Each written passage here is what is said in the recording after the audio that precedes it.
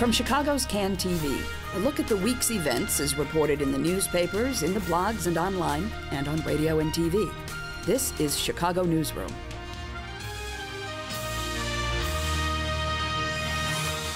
Welcome once again to Chicago Newsroom here on Can TV. I'm Ken Davis. We have another busy summer week to talk about in the news, and leading the news is that our new mayor, Rahm Emanuel, essentially announced, it's putting words in his mouth a little bit, but basically said that the school system has been reformed. They've done all the work they need to do to cut bureaucracy, eliminate bloat, and now it's time to raise taxes. We'll talk about that and a lot of other things on the program this morning. Joining me today, Angela Caputo for the first time. Glad to have you here. Thank you, Ken. Angela is from The Reporter and has written about a lot of topics, and we'll be grilling her today and getting her view on different things. Fred Klonsky is joining us also for the first time today. Fred is an educator and blogger, teacher, writer on all things education, and has been kind of in the news recently, and we'll get to all of that as we move along in the program today. Also, Ammad Omar joining us from WBEZ. You're the news desk editor over there. That's right. Thanks for having me. That's a good thing because we're going to be talking about a lot of topics today, and that's what your job is to stay on top of all these things. So we'll figure it out. As I said, I know it's a little bit, it's just a tiny stretch to misquote the mayor the way I did, but what he did say is, I have no tolerance for overblown bureaucracy. I have no tolerance for inefficiency. I think they have made the tough choices, they being his hand-picked Board of Education. They've been in the office for all of 2 months. They've made what they claim is many, perhaps hundreds of millions of dollars in cuts, and now that means that he's convinced that things are okay enough that it's time to raise taxes $150 million. I was at the first public hearing meeting last night over at Lane High School, and there were a lot of people there who didn't quite agree with that assessment. But let's throw that out on the table. Who wants to take it first? Well, I think this is exactly what's wrong with the whole concept of mayoral control. Really, he's answerable to nobody. His decision that the schools, that the past 10 years of Daley reform has somehow transformed the schools into something new, it just doesn't jive with reality. And so what's really happened is that he's turned around and fired 1,000 teachers, cut $85 million in programs that might lead to 500 more teachers being fired before the year is over, taken away. But to interrupt, they're not really being fired. They're being essentially redefined. Isn't that what's happening? They're being fired. Redefined is a new concept. I've been teaching for almost 30 years. I always thought when you got fired, you got fired. Now what they do is, I'm an art teacher, if a principal wants to get rid of me, they don't have to abide by the contract. What they do is simply say that we don't need an art teacher anymore, we'll call the position something else, and you're no longer needed. And so you're not put back into the hiring pool again, you're simply released. And that's what's been happening at CPS. And that's exactly what's been happening in CPS. And his attitude towards collective bargaining and towards the teacher contract, those of us who remember when he was the chief of staff for President Obama, and he said something along the lines of screw the UAW, although I don't think he used the word screw. I think that pretty much represents his attitude towards the teachers union and towards collective bargaining in general. Yeah, the interesting thing to me was, over the last couple of weeks we had the whole national debt ceiling debate, and his former boss, President Obama, was calling for this revenue increase, aka tax hike, and at about the same time Rahm Emanuel came out and released the city budget, and he said, absolutely not, we're not going to raise taxes. He kind of took a different tack. He said the system is so inefficient and messed up that we can't, raise more taxes. Similar line that Mayor Daley was taking, in that, he didn't want to raise taxes during the reform, or during the recession, rather. And then about a week later, he turns around and says, well, the school system is all good and fine, so we can raise taxes for that. So that was interesting to me, because at first it was curious to see that he was kind of taking a different approach than President Obama, saying that no new tax hikes for the city, but then a week later, yes, we're going to raise taxes for the schools. But Angela, I know you're familiar with this topic, but one of the things that was really big last night at the hearing is that it appeared to me and to many people, and I know that's not the case, it's just my own ignorance, but all of a sudden, almost out of nowhere, there's about a $400 million surplus that has arrived, this kind of slop over in the budget that they just didn't know they had. So they were able to forward about 200 and something into this year's budget to plug part of this $700 million hole. It's all very mysterious. Well, the reality is that, you know, the school budgets have been really uncertain, not just in Chicago, but around the state for a number of years now, because the state has not been making timely payments. And so I think that that's part of where this money, it's not mysterious money, it's that, you know, there was an infusion of money, there were payments that came in that were unexpected. But I've got to say that as a journalist and the former education reporter at the Southtown, you know, I wrote a lot of these stories about waste and mismanagement within the school system and corruption, but you know, when you add it all up, it's really just a drop in the bucket. And what this story is really about is kids in schools, and all you have to do is go into some of the least resourced schools in Chicago and see that there's not adequate money for supplies that students need. I've been in, I was the principal for a day at Sullivan High School. Oh, were you really? Yeah. And there were kids sharing history and math books because there aren't enough to take home. These are, you know, high school juniors. So we've got a lot of students who are failing in a system that's really setting them up for failure. You know, in particular in these, we have two tiers of schools, you know, and some schools are very well resourced and students do very well, and other schools are poorly resourced, and you know, the kids get it when they go to school every day. They see, you know, what the good schools are and what the good opportunities are, and then they see the schools that they go to that, you know, don't have doors on the bathroom stalls, that, you know, have toilet paper at the front door of the bathroom because they can't use too much. You know, they get that. And wait, are you saying that kids who go to better resource schools do better academically than kids who go to poorly resourced schools? What kind of crazy thinking is that? I mean, you know, so I think that, you know, I think that we always have to keep our eye on, you know, public spending, and that's our job as journalists, to be watchdogs and to really point out, you know, is this a good use of taxpayer money? Could this money be better used if it were not going to car allowances and it were going to books and to teacher training? But, you know, we've kind of lost that piece of the conversation, I think, in this budget conversation, and I think that it's really important to focus on that and to really see the reality of the school day for a lot of public school students. And, you know, the unemployment rate is, you know, astronomical in these same communities where we've got adults who graduated from CPS when it was the worst public school in the nation, and they're not able to be productive, contributing adults. And we expect them, by the way, to have respect for the system when it comes to sending their kids there and to be partners in all of this when the system didn't do any good for them. And it all comes back to revenue, and it's critical that we have, you know, productive communities that produce revenue to boost the system. If I say, there's two things. One is that that the one exemption to the budget cuts that the mayor is proposing is charter schools. It's clearly part of his agenda to continue to promote charter schools. If I understand it right, those have been exempt from the release of teachers or from any of the cuts that are affecting. They're actually getting more funding. So in terms of the inequality of resources, that's certainly one example. But I also think that in the broader context, there's a problem about the funding of public schools in Illinois, where the student's address is the determining factor of how much money those schools get. Perennial problem. It's a perennial problem, but until it gets addressed, until we do away with this notion that kids who live in Highland Park get to go to schools in which the schools are where they spend $21,000 a year per student, where a kid on the west side going to Westinghouse or it's more like $11,000 or $12,000 a year. And as long as you have that inequality in funding based on an address, we're going to have those kind of problems, except for those students that get to go to those charter schools.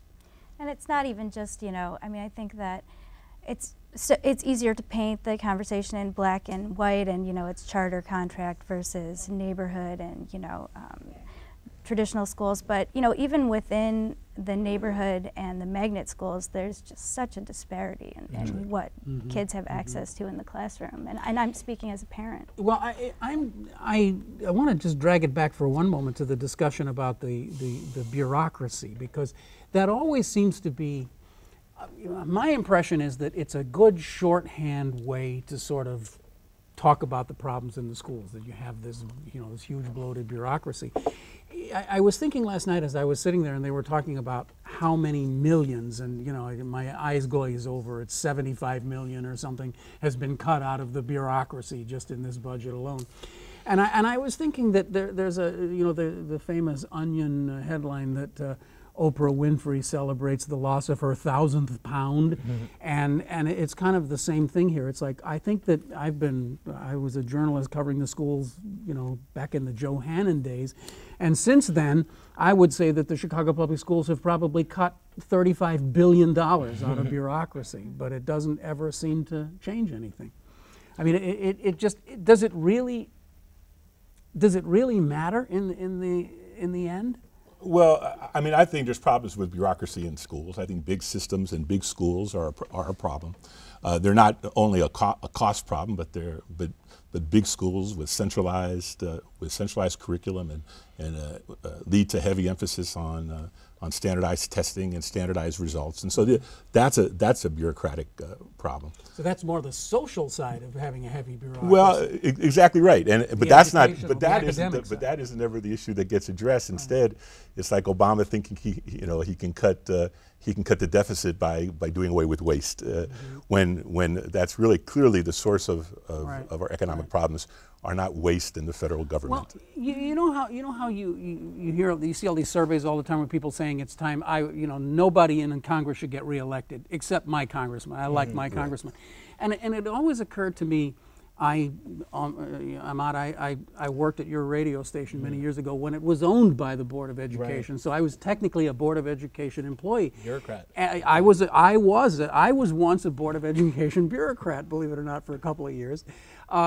And this was back when the operation was at Pershing Road, which I don't think anybody remembers anymore. But they had the 6th floor of a 3-block long building. I mean, literally 3 blocks. The entire 6th floor was bureaucracy. You could walk for 3 blocks and just walk past hundreds and hundreds and hundreds of people, all in cubicles, working all the time. And I always used to think, you look at this and you say, well, you could cut this by 2/3 right here. But if you walked up to any one of those people and said, tell me what you do, they were just completely overburdened with work because they had to monitor some contract, some federal contract. So there's always a reason why each of these people is put there, but it just has something to do with government in general, that it just kind of like feeds on itself and grows like a mushroom. Well, I think there's a political aspect to it as well, because there are plenty of government agencies. Cook County is probably example number one, where there is in fact a lot of waste in government, and there are people that are on the government payroll that don't do too much. And I think it's politically easier for someone to say we're going to cut these guys than it is to say we're going to cut teachers and cut education. Right, because to Angela's point, we did a series on WBEZ called 50/50 a couple years ago. It was an immersion project within the schools, and the results were that these schools were embarrassingly poor, and even the best kids that did graduate on top of their class weren't anywhere close to ready for college. Kids didn't have desks. They literally didn't have teachers. There were some kids that had substitute teachers throughout the year, and Rahm Emanuel made it a point to say that it's one of his major goals is to reform the school system. So for him to do that, I don't think anyone would accept a tax hike at all if he didn't quote unquote cut the bureaucracy, because that's something that people think is something that's easy to do and something that's needed. Well, he's not cutting the bureaucracy, but I mean the cuts are coming at the level of the classroom. 1,000 teachers being cut in the city of Chicago is not a cut. No cuts at the classroom level. That's what they said last night. Well, but how did they explain?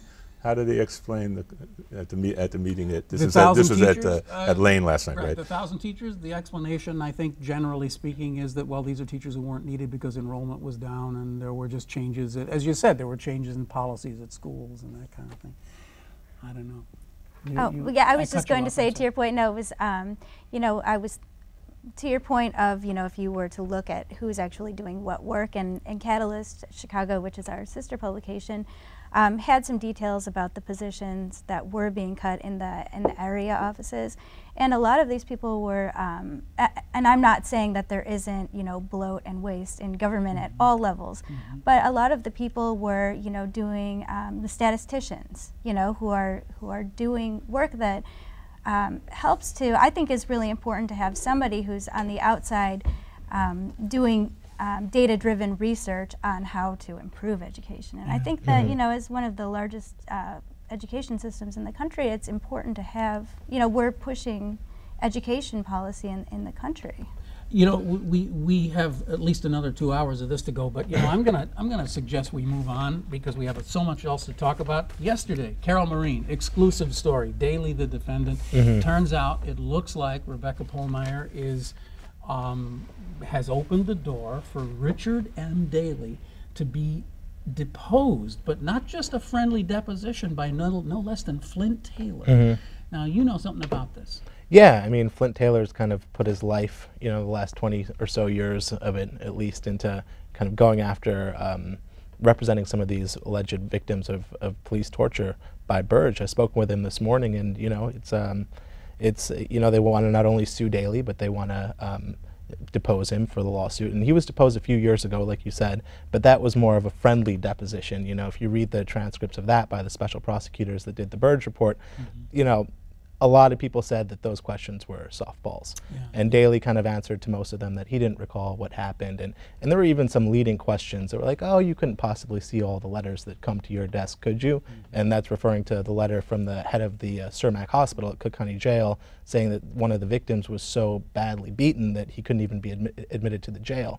And Taylor and others alleged that Daley knew that this was going on. He should have seen that letter. As mayor, now we're talking this about. Was as state's attorney. Oh, as state's attorney. But they said then as mayor, there was another report that came out, the Goldston report, that he that they alleged that he suppressed and he didn't let it come out into the public, but that alleged some of the things that are now basically public knowledge that Burge was accused of torturing folks. So they say Daley knew about this not only when he was state's attorney, but when he was mayor. He could have stopped it at multiple points along the way. He didn't, and if he did, then none of this torture would have happened. Burge would have been off the force, and so he's culpable. And just to clarify, my understanding is that Daley was always immune from prosecution for anything he did as state's attorney. But some people have been trying to say, well, yes, but as mayor, there were things that happened under your watch. Daley's lawyers say that he's immune from the state's attorney tenure. Flint Taylor might disagree with that. I see. But yes, as when he was mayor, Flint Taylor also says that he should have known. He was made aware of what was going on. And a lot of the stuff that was made public when he was mayor, a lot of those allegations happened when he was state's attorney. So they say even if he's not, someone that we're going to sue, even if he's immune from prosecution during this tenure, he was so involved that we should at least be able to depose him and get his side of the story. And it's, again, this is all new to all of us, so we're trying to muddle our way through this. This is a civil suit that's made it up to this point, right? Right, that's right. So this is not a situation of Daley facing jail time or something like that. The worst thing that would happen from his perspective is that the city would get a financial judgment against it or something? Right, and so not only the financial judgment, but the city would have to pay his legal costs. Rahm Emanuel came out, I think it was yesterday, and said that the city will do this. These cases, the city has spent hundreds of millions, not only in the payoffs, but also in the defense of these Burge and others, and Daley would be added to that list. So it would be it could be in the hundreds of millions, who knows? But it's already been quite a bill that's been racked up to taxpayers on all this, for the last several years. Can I ask a question? Because I'm not a journalist, obviously, and I'm not a lawyer, so I don't entirely understand the issue of why, if the mayor, when he was state's attorney, is immune from prosecution from covering up the tortures that were committed by John Burge. But I don't understand why 20 years can go by where it seems as if the Chicago media has left the mayor alone on this question. Whether he was immune at the time, whether he was culpable, whether he knew as mayor, which Flint Taylor says he did know, that 75 guys could have could have not been tortured as a result of him going public. Why the media left the mayor alone for 20 years on a topic like this? You know, I don't know if the media had left him alone. I've seen him asked about this stuff several times, but he's always kind of had some, you know, stock answers that he's had ready to go. You know, he's obviously said that he didn't know what was going on during that time. He said he didn't see the letters and the various pieces of evidence. You know, back when this thing first started breaking in the 90s or so, you know, he refused to kind of answer questions about it, saying it was an ongoing investigation, this, that, and the other. So, you know, I think, you know, there's been a lot written about Daley's, you know, involvement in this sort of thing. I think in, you know, not just in the media, but in the public, a lot of people blame Daley. I don't know if it's fair to say the media's left him alone, but if this deposition goes forward and he's, you know, brought back into this and dragged back in, you know, I'm sure you'll see a lot of criticism of Daley. I mean, I'm not sure if the media's left him alone, but, you know, I couldn't speak for other people. You know, an interesting backstory to this, if I could just jump in, is that you know, Stan Willis, who's an attorney that's worked with Flint Taylor, you know, for decades, he's kind of shifted gears and he's working on you know, human rights issues.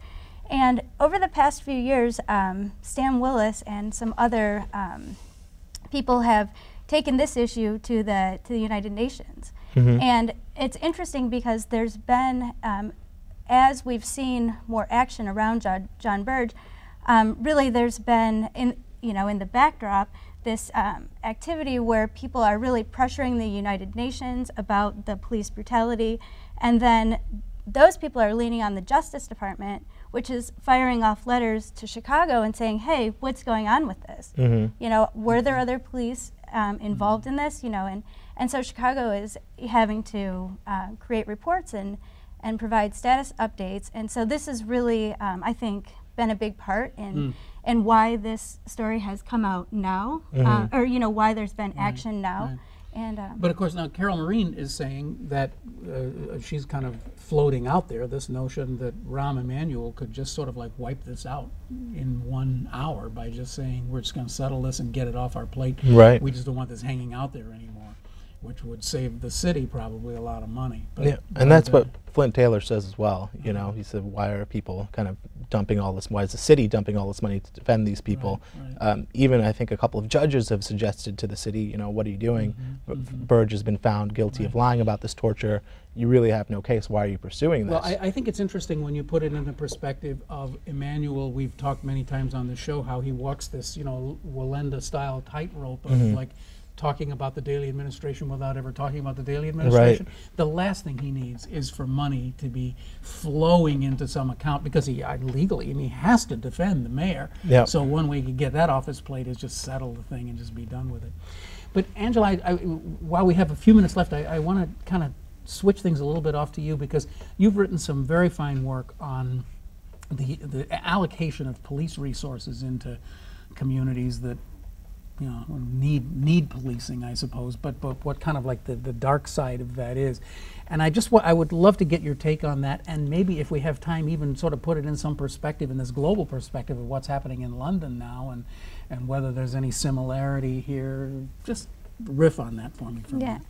Well, you know, I guess from what I hear from reporting in neighborhoods and, you know, with talking with people who are working with young people who, you know, are being arrested and, you know, being convicted in some cases, is that, you know, really Chicago is trying to solve the problem that we have with police, and it's not police aren't equipped to deal with the problem in a way that it will be fixed. I don't know if that was the most eloquent way of describing it, but essentially, you know, I mean, here's one provocative idea that someone threw out there, and I think it was really interesting.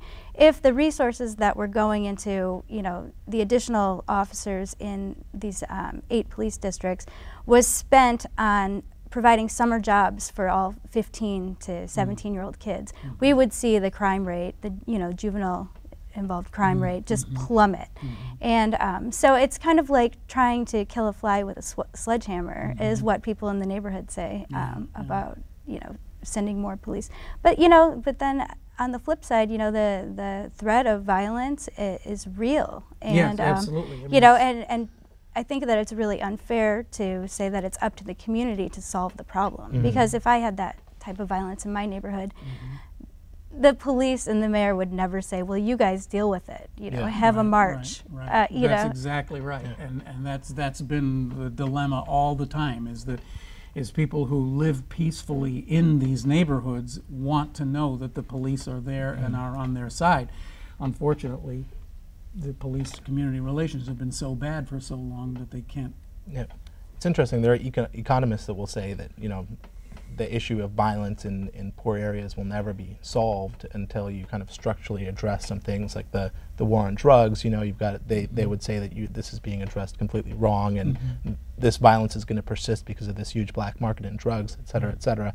But to Angela's point, the other side of that story is now in London, like you mentioned, people are saying there weren't enough police on the streets, and that's why these riots got out of control. So it's kind of a catch-22 type of situation where if you pull the police off and you put this money elsewhere and then trouble does happen, then people are going to say, where were the police? You guys have no control over the neighborhood. So, you know, it's a tough proposition, I think. Although the mayor hasn't had difficulty in making a decision about where to put resources. For example, when there was this well, I thought it was kind of a phony issue of flash mobs on North Michigan Avenue, and the rush of police. I mean, even now you can drive down North Michigan Avenue, and there's a police control truck in the middle of the boulevard. And on the beach everywhere now too. And the beaches are heavily patrolled. So resources are easily spent on the lakefront, and while he has a different attitude when you take a walk through Inglewood. And I think that was one of the things where, you know, you mentioned the media and how they cover different stories. You know, those couple people getting mugged, if they got mugged, you know, by the McDonald's on Chicago and Gold Coast, that's a front page story. But I'm sure those sorts of things are happening all the time in other parts of the city, and it's not a mention of those. It's kind of interesting when you think about the coverage around the young guy who was shot on State Street Bridge a few days ago. There's been a lot less follow-up on that story, and that's a story where, from the facts that I've seen, you know, reported elsewhere, it looks like this guy was involved in something in his own neighborhood, and that violence from that neighborhood came up and it found him on the State Street Bridge going to work. And you know, and I feel like there is that is the threat, you know, when you were talking about these riots, that is the threat. Will these problems in other neighborhoods, you know, will people in these conflicts start bringing their conflicts to your neighborhood? I'm afraid we're done for. We've expended our allotted time, and we'll have to do this again. I do think it's worth just a quick mention, though, that I think Mary Mitchell today wrote a very bold column in the Sun-Times, and I salute her, because it's not easy to write that. She's talking about the comparisons with London and Chicago, and I'm sure she's going to get very heavily criticized for that. Anyway, I want to thank our guests for being with us here today. We had Angela Caputo from the Reporter. We had Fred Klonsky, a writer and blogger, the Fred Klonsky blog, for those of you who want to visit it. Ammad Omar, news desk editor, WBEZ, and it's just been a delight having you all here today, and enjoyed the conversation. We'll have you all come back again if you will. You've been watching Chicago Newsroom. It's a community service of CAN TV. Of course, you can find us here on cable. You can see this and all the other shows right here online at cantv.blip.tv. You can check us out there, and you can subscribe to this program on iTunes as both a video and an audio link. Very cool. Hope you'll do it. I'm Ken Davis. Thanks so much for joining us. We'll see you next time.